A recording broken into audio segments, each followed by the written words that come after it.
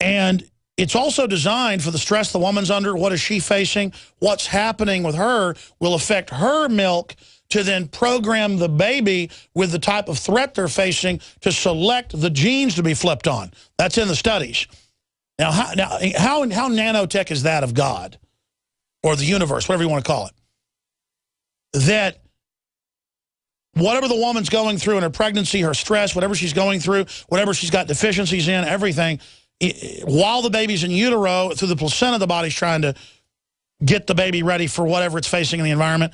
When the baby comes out, the milk is now programming for whatever the woman's facing through the baby to activate genes. And that's in major studies. He's here to join us just on that one area.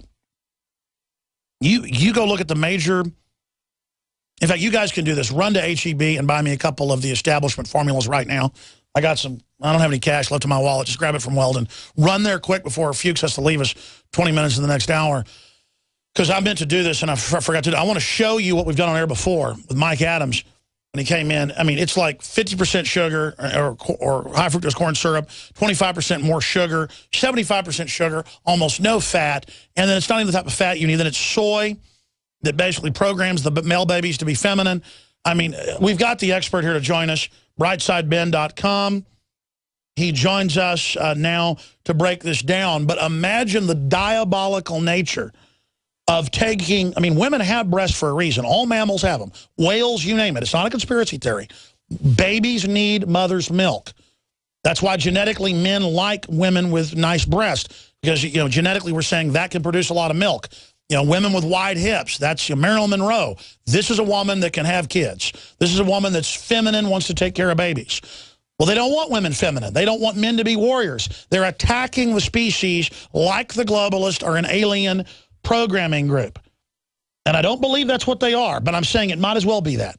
They're psychopaths who are alien to the normal human activity who have scientifically decided to destroy us. Pharmacist Ben Fuchs, we're skipping this network break. It's so important. Thank you for joining us.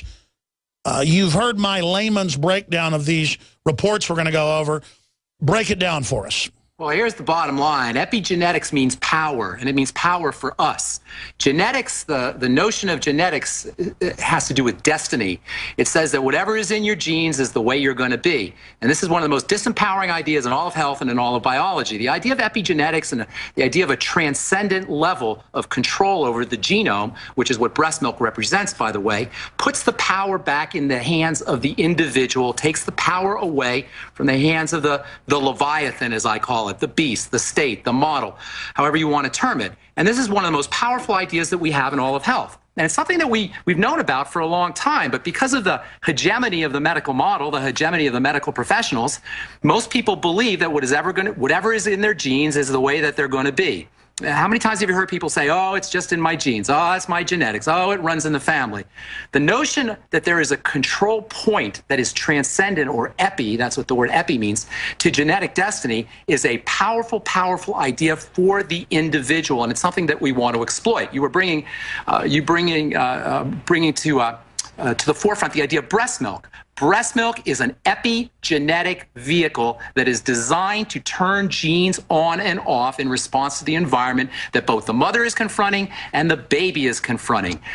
Please, mothers, breast milk is a divine programming source. Alex, you hit the nail on the head. You called it a high-tech programming device. That's really what it is. It's a divine programming device that's designed to keep a baby healthy. We know that epigenetic factors in breast milk... Let's just face it, women's breasts are magical. That's right. Everything about them is magical. But what they secrete is especially magical in terms of epigenetics, the factors in breast milk, aside from the nutritional factors. You know, you can get formula that has the vitamins and you can get formula that has the minerals and some of the cofactors. But these epigenetic factors are things that we've just begun to understand over the last 20 or 30 years. Formulas don't contain those. It's literally full of the antibodies, everything. And again, quantifying this from the studies, but I want you to expand on it with your expertise, studying this for years. Pharmacist Ben Fuchs joining us. Is that suddenly there's all these genetic disorders and people are suddenly, 10,000% increases in in pediatric children's cancers, 3,000% in breast cancer.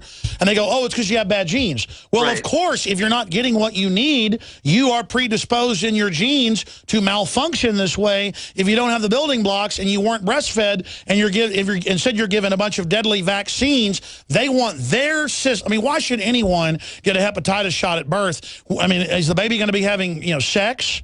Or is the baby going to be injecting heroin? And Right. it's incredible. Breast milk is the best vaccination you could get. It's God's vaccination. Breast milk protects us from fatty liver disease. It protects us from autoimmune disease. It protects us from cancer. It protects us from cholesterol and blood fats. It protects us from heart disease. These are factors that are in breast milk that the baby is going to get and that are going to impart protection for the baby for the rest of the baby's life. This is so important. And that doesn't even include the psychological benefits, to these epigenetic factors. We know lack of these epigenetic factors can result in stress diseases, in alert helplessness, emotional disorders, autism, schizophrenia. This is above and beyond the protection that we get from physical maladies. And by the way, while you're talking, I'm showing mainstream research papers from prestigious universities. This is well known.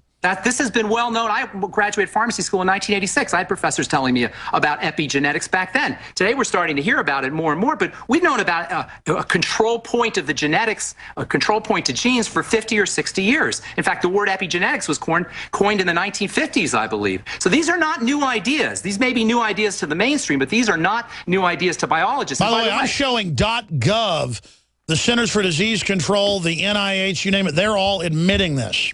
Well, geneticists know this idea of one gene, one protein, one gene, one disease. Today I was reading about how they found the gene for baldness. You know how you hear this every once in a while? Oh, they found the gene for Alzheimer's disease. They found the gene for cancer. There is no one gene for baldness or for Alzheimer's disease or for cancer. Genes turn on and off based on epigenetic factors that are nutritional, that are emotional, that are psychological, and what's more, and this is very important when it comes to things like genetically modified organisms, genes relate to other genes and turn on and off via communication with other genes. So when you manipulate the genome by pulling out genes or putting in genes, you're manipulating the entire genome, and you never have no idea what you're going to be getting. This is such an important idea for scientists to be so glib with the fundamental component of the intelligence of life, which is what the genome is. Well, obviously, mammals need their mother's milk. And they've pretty much got it to the point where they harass women that try to breastfeed. The media acts like it's weird. I mean, if they have their way, someday it will be a conspiracy theory to say that women ever even breastfed or even gave birth. Notice how like 60-something% of hospitals now force women to have cesareans because then every other baby they get to do that.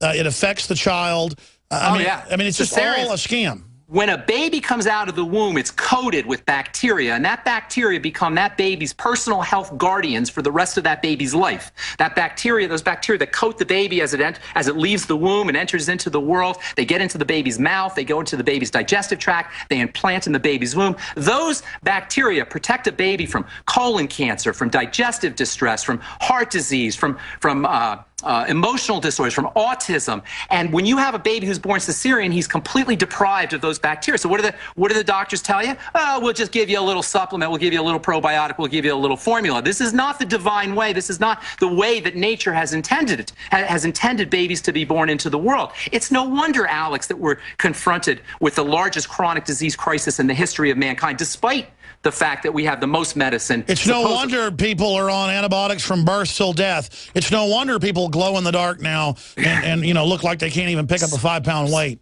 Oh, and we haven't even gotten to the bisphenol A and the pesticides and the toxic effects of epigenetics, the relationship between poisons, the relationship between pollutants, the relationship between prescription medications and the genome. Well, I want you to get into that in the next segment, but right now, because I heard your show a few weeks ago, you were breaking it all down, get into the science, the different cofactors that's in the breast milk, so people understand how important this is, that the major wiring of the brain happens the first 2 years, and then up to age 5, it's fully mapping. I mean, this is the time they tell, put kids on low-fat diets. Well, it's trans fats that are bad.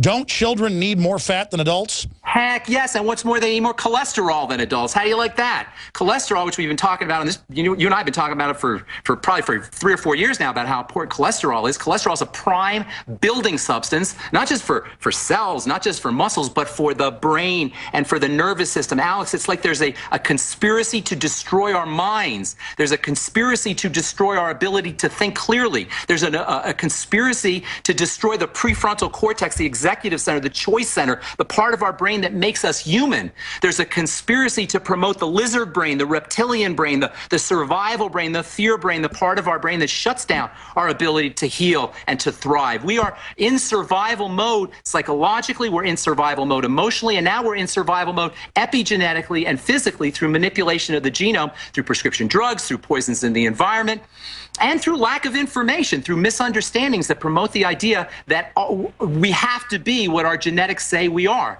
The fact of the matter is, you go to any geneticist and they'll tell you that this idea of one gene being related to one protein or one gene being related to one kind of specific physical feature is not true. It's simplistic and it's ignorant, and what's worse, it's a control trip.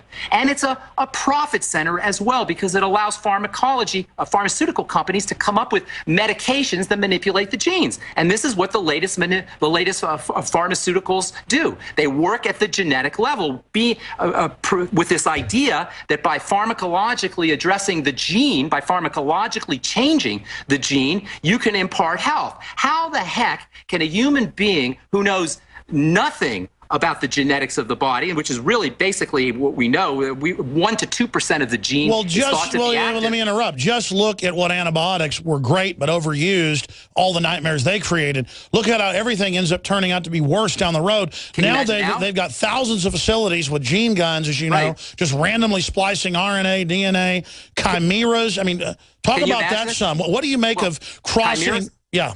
Yeah, well, H.G. Wells wrote, how do you like the fact that H.G. Wells wrote The Island of Dr. Moreau in 1896? 120 years ago, he knew that there would be this idea of manipulating genomes of different animals, building things together, creating these He wrote about atomic wars in 1900. He was a master Illuminati. Isn't that amazing how he knew all this stuff? It's crazy. But the idea of chimeras is really what we're confronting. This is the next likely step in genetic modification. We have GMO plants, which are basically chimera plants. How big a leap is it to chimera animals? How big a leap is it to chimera humanoids, for that matter? They've already done it. They don't have any rights. They just keep them in laboratories. It's on record.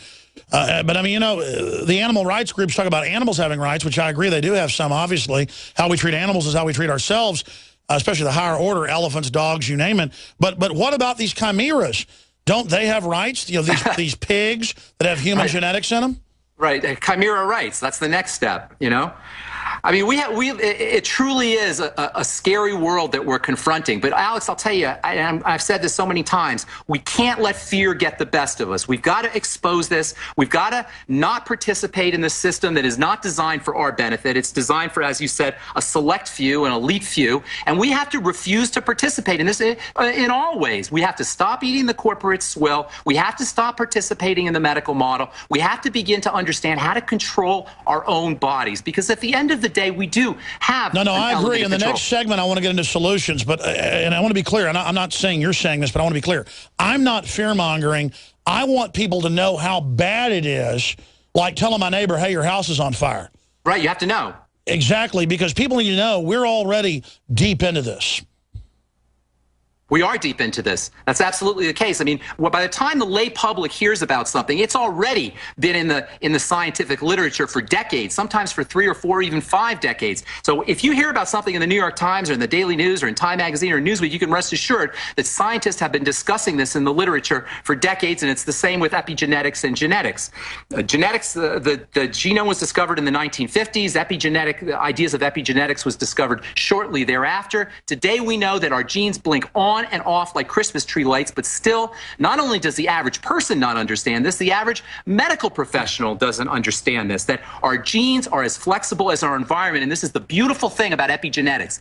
Epigenetics is the way that the genes read the environment. Could it become a drug to have lactating women start selling their colostrum to people that never had it? Even though you won't get your family's genetic history, you will get the genetic history of those people? You know, if you think breast milk is powerful, and breast milk is powerful medicine, colostrum is the breast milk of the breast milk. It's the core of the breast milk. It is the most concentrated food on the planet. I want you to describe what comes out the first few days, then the weeks, then months, and then I want to get into solutions. But then I also want to look at what you were saying about epigenetics, the negative stuff. What is the bisphenol A doing? What is the other chemicals out there like the glyphosate? What is it doing with our genes? Well, they admit it. It's flipping on the breast cancer. We'll be right back with Ben Fuchs. Stay with us. We're on the march. The Empire.